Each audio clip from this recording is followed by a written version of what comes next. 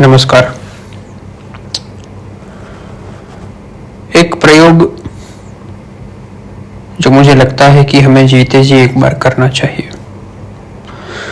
जीते जी हमें एक बार ये प्रयोग करना चाहिए और ये अनुभूति लेनी चाहिए कि मृत्यु के वक्त हमारा मनोभाव क्या होता है।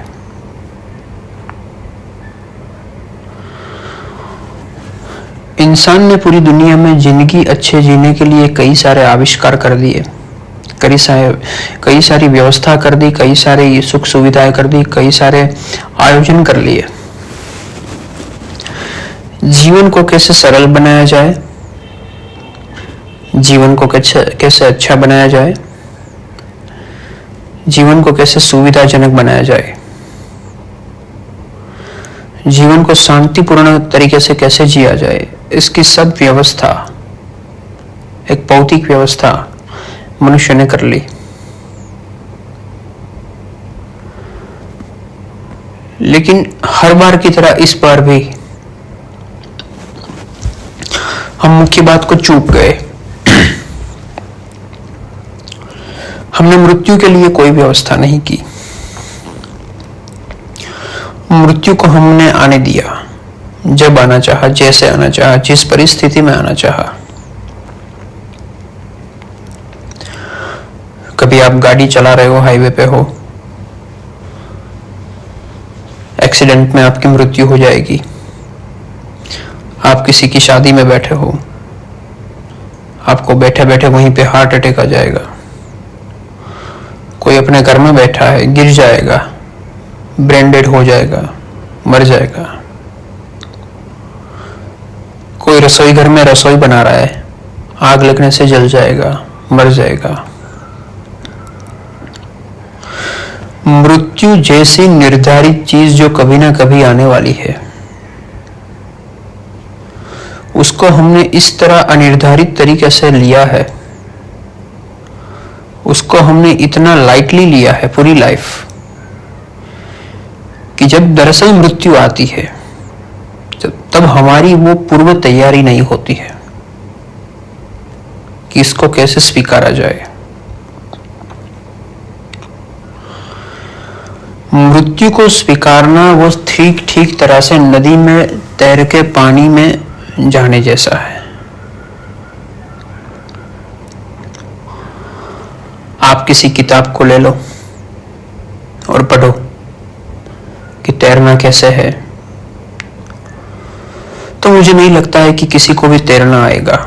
किताबें पढ़ के कभी तैरना नहीं सीखा जाता। तैरना सीखना है तो आपको पानी में ही डूबना पड़ेगा। तैरना सीखना है तो आपको गीला होना पड़ेगा। तैरना सीखना है तो आपको मगरमच्छों के बीच पानी में एक बार कूदना पड़ेगा। मृत्यु को हम इसी तरह से लेते हैं, जो होगा देखा जाएगा। ये जो होगा देखा जाएगा में ही आपके करोड़ों जन्म हुए और करोड़ों बार आप मरे, वही करते करते जो आप करते आए। अनेकों बार आपने शादियां की, अनेकों बार आपने पैसे जुटाए अपने बच्चों के लिए, अनेकों बार आपके बच्चे आपको वृद्धावस्था में कभी संभाला, कभी नहीं संभाला। अनेकों बार आपने किसी को पैसा दिया, वो लौटा नहीं लौटा। अनेकों बार आपने संसार में वो सब चीजें की जो एक संसारिक आदमी करता आया है।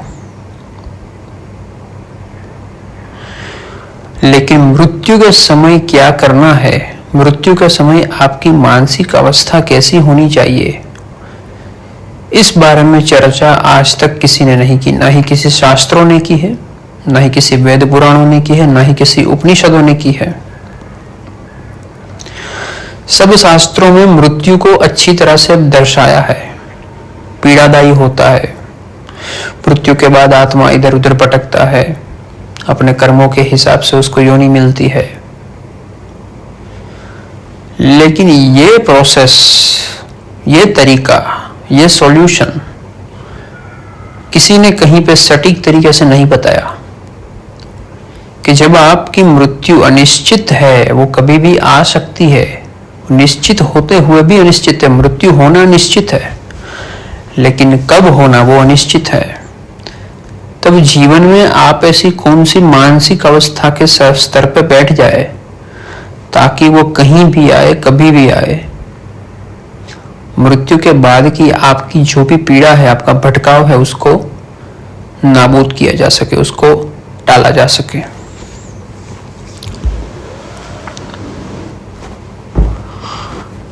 आप आंख बंद करके बैठिए थोड़ी देर और सोचिए कि अगली 1 मिनट के बाद आपके प्राण निकलने वाले हैं।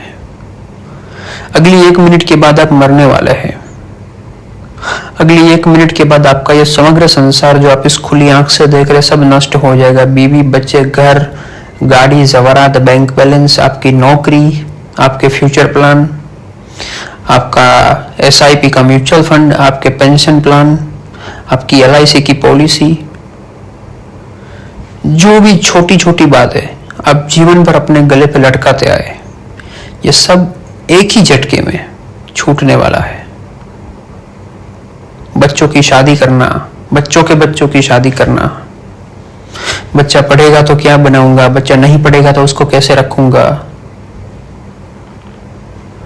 ये जितनी भी चिंताएं आपकी है वो तभी तक सीमित है जब तक आपकी आंख खुली है। तो कभी आपने ये सोचा है कि अचानक से आंख बंद हो जाएगी, फिर मेरी इस मनोदशा, फिर मेरी इस अवस्था, ये जो मन जो है मेरे सूक्ष्म शरीर में ये जो कर्म संचित हो रहे, वैचारिक कर्म संचित हो रहे, ये सूक्ष्म शरीर मुझे कहां पे लेके जाएगा। शास्त्रों में तो लिखा है कि मृत्यु के बाद आत्मा भटकती है इधर उधर अपने घर के इर्द गिर्द, अपने लोगों के इर्द गिर्द, लेकिन उस आत्मा के भटकाव को रोकने के लिए, उस आत्मा के भटकाव को एकदम से नाबूद करने के लिए क्या किया जा सकता है, इसकी ठीक ठीक बात श्री कृष्ण ने भगवद गीता में भी कही है और महर्षि वशिष्ठ ने योग वशिष्ठ में भी कही है। कृष्ण ने अकर्ता शब्द का यूज किया है और महर्षि वशिष्ठ ने जीवन मुक्ति की अवस्था का शब्द प्रयोग किया है। आप करते हुए भी अकर्ता रहिए, आप जीते हुए भी जीवन मुक्त रहिए। एकमात्र यही रास्ता है जो आपकी मृत्यु को सुधार सकता है। ऐसे कई सारे उदाहरण है, ऐसी कई सारी बातें हैं शास्त्रों में कि किसी राजा को मरते वक्त किसी प्राणी का, किसी पशु का, किसी व्यक्ति का विचार आता है, किसी राज्य का विचार आता है और उसका दूसरा जन्म ठीक ठीक इसी चीज में या इसी योनि में या इसके इर्द गिर्द ही होता है। मन का स्वभाव है विचार करना। उसको आप बोलोगे कि ठहर जाओ तो वो ठहरने पे भी विचार करेगा, लेकिन ये विचार जो आपके आ रहे हैं वो कहीं ना कहीं उसको संकल्प में परिणित कर रहे हैं। आपके विचार आपका संकल्प बन रहे हैं और वो संकल्प जो है वो आपको पुनरपि जन्मम पुनरपि मरणम के चक्कर में डुबा रहा है। तो जब आपको संकल्प ही छोड़ना है, जब आपको मन को ही छोड़ना है, जब आपको जन्म ही नहीं लेना है,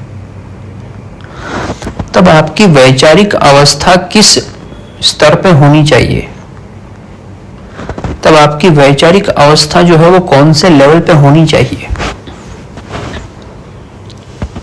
तब आप इस संसार को किस दृष्टि से देखने चाहिए।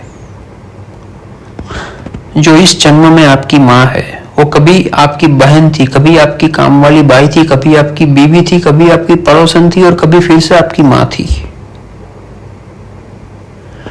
जो इस जन्म में आपका पक्का दोस्त है, जो इस जन्म में आपका दुश्मन है, वो कहीं ना कहीं कभी ना कभी आपके इर्द गिर्द भटकता था। कभी बेटा बन के, कभी बाप बन के, कभी बेटी बन के, कभी घर का नौकर बन के, कभी ऑफिस का बॉस बन के। तो ये जो विशियस साइकिल जो है जिसमें आप पड़े हो, उसमें से निकलने के लिए एक मानसिक स्तर पे आपका विकास होना जरूरी है, क्योंकि अंतर की यात्रा जो है वो मानसिक स्तर से शुरू होती है और आध्यात्मिक और आत्मिक स्तर से पूरी होती है। यहां पे बाहरी दिखावे को कोई स्थान नहीं है। तो शायद आप बाहर बाहर से सब कुछ छोड़ भी दे, आप बाहर बाहर से त्यागी भी दिखे, लेकिन आपकी मानसिक अवस्था क्या है, आपकी आत्मा का एक लेवल जो है वो कहां पे पहुंचा है, आपका जीवात्मा कितना शुद्ध है, कितना विशुद्ध है, उसके ऊपर मृत्यु पर्यंत आपके जीवन का जो है वो निर्धार रहता है। और ये कोई सोच लेने से नहीं होता कि मैं चाहे जिंदगी भर कितने भी मजे करूं, मैं चाहे जिंदगी को कैसे भी जीऊं, मरते वक्त मेरे माइंड में राम का नाम याद आएगा, कृष्ण का नाम याद आएगा और मेरा कल्याण हो जाएगा। मैं आपको लिख के दे सकता हूं, जो चिंता, जो व्यग्रता, जो अफसोस, जो ग्लानि, जो अपराध भाव, जो प्रेम, जो पीड़ा, जो ईर्ष्या, जो निंदा, ये जो भी भाव आपके दिलो दिमाग में तीव्र रूप से पड़े हैं, जो कभी आप बोल ना सके, जो कभी आप किसी को कह ना सके, जो कभी आप एक्सप्रेस ना कर सके, इसमें से जो भी भाव है वो एकदम से सीवियर होगा, एकदम से वेग में होगा। वो भाव मृत्यु के समय आपके दिमाग में आएगा और आपका दूसरा जन्म ठीक ठीक उसी भाव के अकॉर्डिंगली कहीं ना कहीं होगा। अगर ईर्ष्या का भाव है तो आपका जन्म इस योनि में होगा जो जहर उगलती है। अगर किसी का हक मार के खा लिया है तो आपका जन्म इस योनि में होगा जो खाने के टुकड़े के लिए, रोटी के एक निवाले के लिए भौंकते हैं, एक दूसरे को काटते हैं। तो आप किस दशा में हो, बाह्य दशा आपकी एक अलग चीज है जो दुनिया को दिखाने के लिए है, लेकिन अंतर दशा जो आपके मन की स्थिति है उसको आप जानिए और फिर अपने मन को जीवन से मुक्त करिए। तभी आपको पता चलेगा कि जीवन मुक्ति की अवस्था क्या है। तैयारी जीवन की होनी नहीं चाहिए, क्योंकि जिंदगी तो आप करोड़ों सालों से जीते आए हो। तैयारी तो आपकी मृत्यु की नहीं थी। और वो मौत भी कौन से काम की है जो भिखारियों की तरह मौत मिले, जो मांगते हुए मौत मिले। आप आए भी रोते हुए थे, आप आए भी ऐसे ही थे नंग धड़ंग, आप मर भी रोते हुए रहे हो, तो बीच में आपने ये धक्का क्यों खाया? कम से कम ढंग से मरना तो सीखिए, कम से कम राजाओं की तरह मरना सीखिए, कम से कम वीरों की तरह मरना सीखिए, जहां पे कोई इच्छा, कोई कामना, कोई क्रिया करनी बाकी नहीं है। और ये निवृत्ति जो है वो आपको मन से लेनी है। ये निवृत्ति जो है वो आपको अपने दिल से लेनी है। जब तक आपका आत्मा इतना विशुद्ध नहीं होगा तब तक मोक्ष की यात्रा यहां तक शुरू नहीं होगी। क्रिया, इच्छा, ये चाहे सात्विक हो, तामसिक हो या राजसिक हो, लेकिन वो आपको पुनर्जन्म लेने के लिए मजबूर करेगी। तो मृत्यु पर्यंत एक अवस्था है जिसकी बात हम कभी और कर सकते हैं, लेकिन अगर मृत्यु के समय जो सुई की नोक पे आता है, जो पिरामिड की धार पे आता है, अगर उस समय को हमने संभाल लिया, उस समय हमारा दिमाग हमने संभाल लिया, तो मुझे लगता है कि आगे की यात्रा तय करने के लिए आपको ज्यादा कुछ करने की जरूरत नहीं है। आज के लिए इतना ही। जय गुरुदेव।